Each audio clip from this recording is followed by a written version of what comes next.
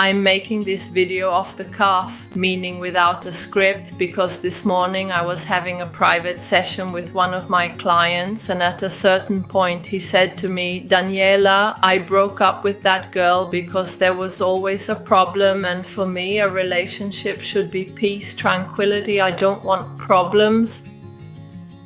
So I started to smile a little, obviously with respect, and I said to him, "Look, I don't exactly agree. I mean, what you're saying isn't completely wrong, because a relationship can't be just and only problems, endless problems, but there are some considerations to make from my point of view. First of all, problems and misunderstandings exist and will always be there. Between some people, they happen more often because obviously there are people who are extremely different and therefore have more misunderstandings, and there are people who are more similar and understand each other better, so there will be fewer misunderstandings. Another point to consider is that misunderstanding, and therefore any conflict that may arise from it, also depends on how people are used to handling problems. For example, there are people who keep everything inside, people who don't say anything when they sense a problem and start to have, let's say, an avoidant attitude toward an issue that might actually be important to bring up. By doing this, they create an internal tension that, if not expressed about the specific problem, may show up in other ways, perhaps as irritation or anxiety toward their partner. As a result, this holding back grows bigger and bigger until, sooner or later, at the right moment, it finally explodes.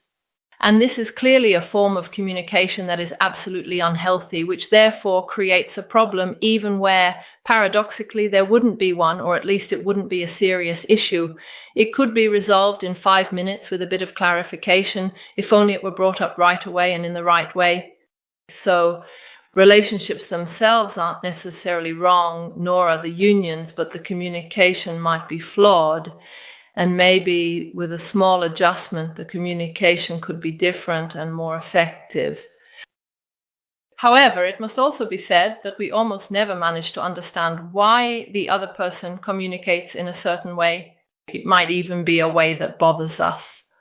For example, it happens very often that men complain about women because women always bring up problems, as if they were even making them up. In reality, women are much more sensitive and perceptive than men, and so they notice problems before men do. Men, on the other hand, are often still there. Generally speaking, of course, not always, but it does happen. The man might still be there, completely unaware of everything, thinking that everything is going fine, while she is already turning the problem over in her mind and thinking, "Well, there's this issue, but if I tell him, he'll think I'm being a nuisance, so maybe I'll try to wait," and so on. Or the woman tells you right away, but then she comes across as being difficult, as someone who's always pointing out things that aren't right, so understandably, someone might say, "Well, I just want some peace and quiet." This would require some evaluation in this case, because you'd need to understand whether the things a woman is pointing out are real, meaning whether they're important or actually based on the concrete reality of the facts, or if they're just unfounded paranoias that reflect her own mental reality but not an actual objective reality. Let's say, for example, a jealous woman might tell you, "Oh, I think you could cheat on me," or maybe you might like someone else, and things like that. But it might not be true at all that you're interested in someone else, or that you're considering or even looking at other people. But her reality is one of insecurity. And when a woman is jealous or paranoid, she's highlighting two issues. One that belongs to her, her own insecurity, but also one that belongs to you. This is just to give an example, because then men say, "Yeah, but women create problems." Yes, but why do they create problems? So in this case, for example, an insecure woman means that she hasn't received any guarantees from you. You haven't given her an image of reliability. Maybe you haven't reassured her. And so she's behaving that way, even if it might be annoying to you. Yes, because she has issues she definitely needs to work on, maybe with a therapist, but you do too, even if you don't see them. Because you don't see them, I understand that, since she's the one who explodes and brings the problem out. You don't see it, but at the root, there's something lacking on your part.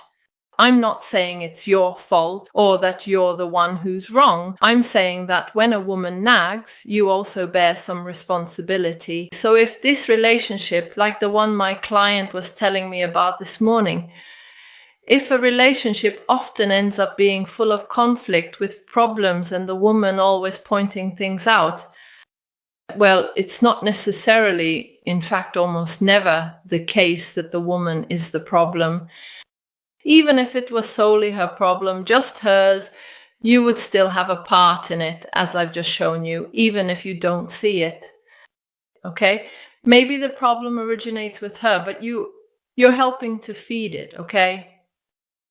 In healthy relationships, this doesn't happen. In healthy relationships, both people understand who they're dealing with, okay? That is, I understand my partner understands me, and we look at what can be done to support each other, to help each other, and to avoid chronic stress that then, for the woman, turns into outbursts of anger, accusations, and all sorts of things. The very worst things. The woman belittling you, constantly correcting you, always creating problems, always finding fault. And for the man, it leads him to shut down, to start feeling sad, to start feeling devalued, not good enough, which I'm sure is exactly what happens to you when you're with women like this. Of course, the opposite can also happen.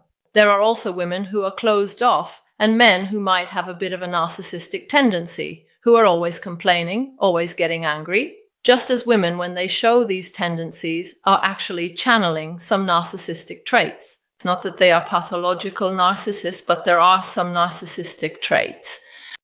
By the way, I talked about the reasons why a narcissistic woman comes back to look for you in case you had a narcissistic ex in this video that I'll link up here and also down below in the description.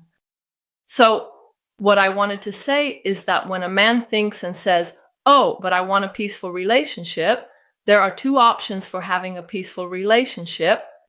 The first option for having a peaceful relationship is to find a dull person, meaning someone who, in terms of personal growth, development, abilities, intelligence, and sensitivity, is completely at zero. So basically, this is an empty person who doesn't understand what you're doing, doesn't understand your emotions, doesn't see your emotions or your needs. Maybe they've only been trained to do certain things like cook, have sex, do those specific things, just like a robot programmed for that purpose, a sex droid designed exactly for this. And so you live with this person who is empty, who gives you nothing, but at least doesn't bother you either. The second option instead for having peace of mind is this other one. That is the one where both of you, you and her, are already evolved people who have already come a long way, who don't have major unresolved issues, who have already worked on your shadow, on your unconscious parts, on what causes you pain, on your emotional wounds, the traumas from childhood. I mean, I'm not saying you've resolved all of them 100%, which I don't even think is possible, but maybe you've already worked on them, so you've already reached a good point, and therefore you find a way to communicate that is obviously functional. So you don't hide things from each other, okay? Because obviously in the first case, there are also situations where people hide things from each other because in order to always keep the peace, some omissions are necessary. Whereas in this case, evolved people can be together peacefully and in balance without any omissions, but that's because both people have already done a good amount of work and have found a healthy, effective way to communicate. Maybe these are people who don't necessarily need to trigger each other in order to get to know each other better. And so, yes, maybe every now and then there might be a micro argument, but it doesn't always escalate into conflict, drama, or chaos. These are the only two options. But if you are someone who hasn't done all this work to find peace, then you have to be the kind of person who suppresses their emotions, suppresses themselves, settles for being with someone limited, probably hiding things. And in that case, you can have that kind of relationship. Otherwise, you will inevitably have a conflicted relationship. So either things are hidden and therefore there is a suppressed conflict, or you are already evolved, so with suppressed conflict, or evolved to the point that the conflict doesn't even arise because it has already been resolved at the root. Or between these two extremes, there are those people who work on their deeper issues together as a couple. Okay? And this kind of work is never peaceful. It can be a bit calmer the more things are suppressed, meaning maybe someone is working on themselves but still suppressing something. So here, from this point to this one, in this area, we suppress everything. Here, we've already completed the full evolution, okay? From here to here, instead, we pretend there's still a part that gets suppressed and a part that is being worked on. From here to here, on the other hand, there's a part that has already evolved and a part that is still evolving and being worked on. So here, there will be partial conflict depending on how much is brought to the surface.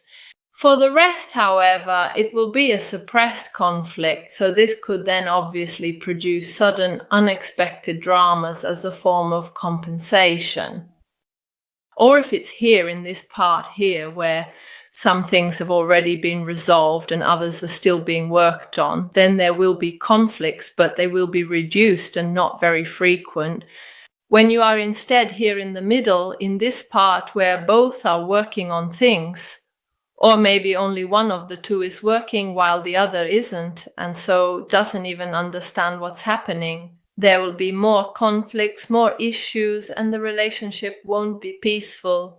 It will be a relationship where, if the people involved are truly aware that they need to do some important work together and are both able and genuinely willing to do it, if they sincerely want to and actually do it, then if both of them consistently do this, there is in fact a real way to move forward, step by step, together. If, on the other hand, we're here in the middle where we're doing some work, but we're doing very little, or we're doing it poorly, we don't really want to look inside ourselves, or one of the two doesn't want to truly look within, and so we're trying to make this progress, but we're not actually doing it, then the conflicts will be endless. They'll be ongoing and eternal.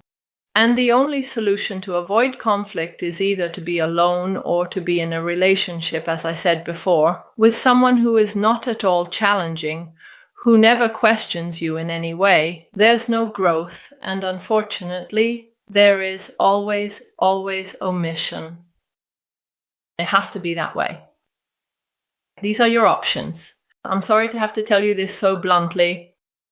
I know that men really want these peaceful relationships. They want to feel good, but unfortunately, if you feel good because you've already worked on yourself, because you were lucky enough to be born into an environment that didn't particularly cause you various kinds of psychological harm, well, then if that's the case, you'll probably find people who are more on your wavelength, and so you'll feel better. But if you're not like that and you have a lot of problems, and keep in mind, most people don't know they have them. If you have a lot of problems, or you have them and don't realize it, which is actually the most common thing among men, having a lot of problems and not realizing it, and I'll explain why in a moment, well, in that case, relationships will never be balanced and healthy. And so there will often be problems or conflicts that can arise right away if the woman is the type to bring up issues immediately, or they might suddenly emerge if she's someone who holds things in and then explodes all of a sudden. But sooner or later they will happen, and they can be pretty bad. Why doesn't the man usually notice? Because generally men or people with a lot of masculine energy tend to suppress their own emotions. And they don't do it consciously. They've always done it. They've done it their whole lives. And so they live. Let's pretend that down here there's a mess of all the chaos, repressed emotions, anger, a sense of not being worthy, of not being enough, lack of self-esteem, anger towards others, expectations, needs, loneliness, all this turmoil. Up here, there's a nice floor, let's say, that covers everything, a ceiling, a slab that seals it all off. So all of this stays down below. And up here, the person lives their life all nice and calm, obviously avoiding situations as much as possible that could trigger them. When they find themselves in a situation that triggers them, what does this person do? In this case, a man. When a man is in a situation that triggers him, what does he do? He withdraws, spends a few days there. He listens to his emotions, which is the right and healthy thing to do, so he really pays attention to his feelings inside, stays in touch with the pain until it passes. And this is the right thing to do, not denying the pain, but staying there all curled up in the cave, feeling the pain. It's right, it's a proper process. Emotions need to be listened to. But if you don't do anything to resolve what is causing that problem, so that sadness, that anger, and so on, then obviously it will come back, right? So of course, everyone has to follow the path they feel is most appropriate at their own pace. Everyone has their own timing, and it's not healthy for someone to drag another person into doing things at their pace. Maybe that person will never go through that evolution or will only do a small part of it. You might have made 10 units of progress while that person might have only made 1. But for them, that one was the most they could do. Your maximum might be 10 and you'll do 10. Or your maximum is 100 and you'll do 80. That person has a maximum of 1 or at most 2 units because they have other issues. If you push them to go through a specific evolution, the one you think is appropriate, that person will suffer. And the same goes for the opposite situation. So if the woman pushes you to evolve at her pace and you don't feel comfortable, you're right to distance yourself to look for someone who evolves at your speed, okay? But I repeat, it will never be what you imagine, meaning all roses and sunshine, okay? So you might say, yes, Daniela, but if I can go through a slower, more gradual evolution, okay, which maybe with that girl I would have had to do faster, I want to do it more slowly, which makes sense. And I say, yes, that's fine, you can do that, but be careful. Why? If you really are the kind of person whose maximum is 2, meaning that you can only handle a couple of things at a time, and you evolve slowly, taking your time and progressing at a gradual pace, taking 1 or even 2 small steps forward in your life, you'll be fine because you're making progress that truly matches your abilities and your own unique rhythm. This steady improvement, even if it seems minor, is still valuable and important.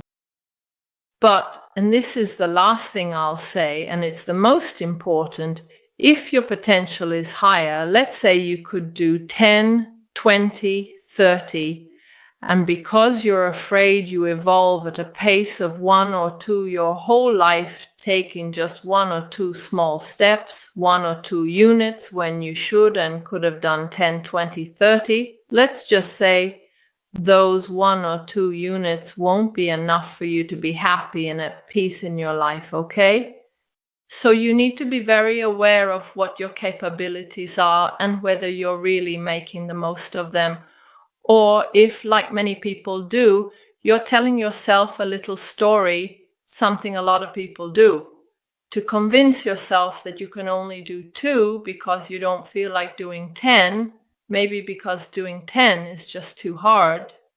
And the answer is yes, doing 10, 20, 30 is hard, very hard, but over time there are benefits. And I wouldn't want, as I often say, for you to reach 90 years old and think, I could have done this and that, but I didn't, or I missed the opportunity. Now I'm 90. I only had this one life. Well, we don't know if there will be others. I hope so, but it's not guaranteed.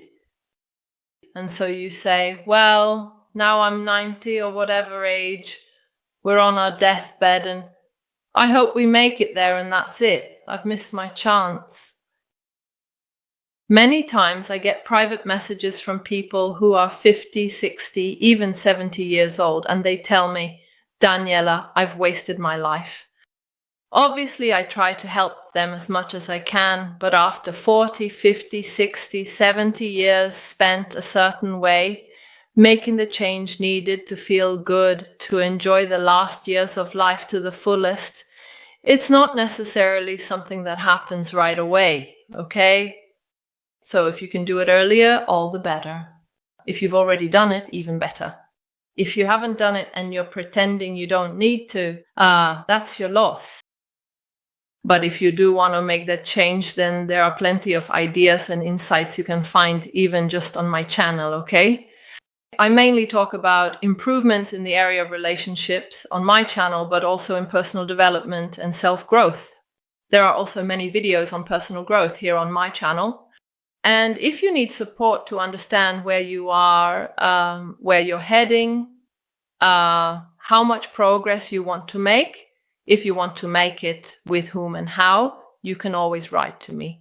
Below, I'll leave you my WhatsApp contact and you can write to the message center, and if you wish, request a free mini consultation in chat to explain your problem so you can be better guided. Thank you in the meantime. I hope you enjoyed the video. If you liked it, leave a like below. Subscribe to the channel if you haven't already. I'll leave the button here in the center. I'll leave 2 videos up here for you to further explore topics mainly related to self-improvement and personal growth, and I hope you enjoy them.